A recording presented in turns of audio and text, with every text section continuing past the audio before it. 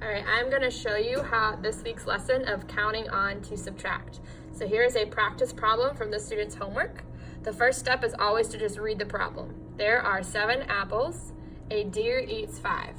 How many apples are left? So up here I wrote the steps that we always use to solve our problem. So the first thing I want every student to do is to draw a number bond.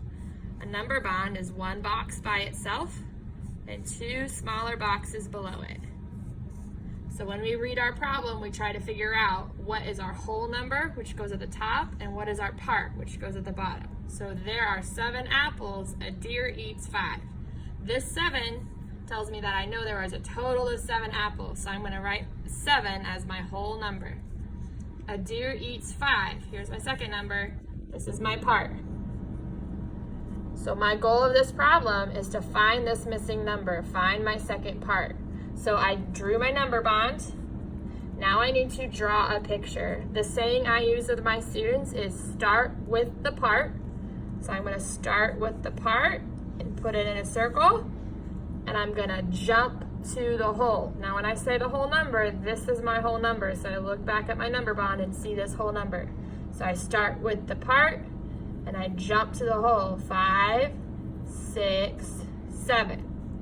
Now the biggest step with students is they forget to label their picture. When I say label, I mean you need to write the numbers below it. 5, we jumped 1 to make 6, and we jumped again to make 7. Okay, so I drew my picture and I labeled my picture. To find this missing number, I count how many times I jumped. 1, 2. So my missing number is 2. This is my second part. Now that my number bond is complete, I can fill in the number sentences, the equations. So 7 minus 5 equals. 7 minus 5 equals 2. If I want to do addition, 5 plus blank equals 7. I know that part plus part equals whole. These two numbers reach my whole. 5 plus 2 equals 7.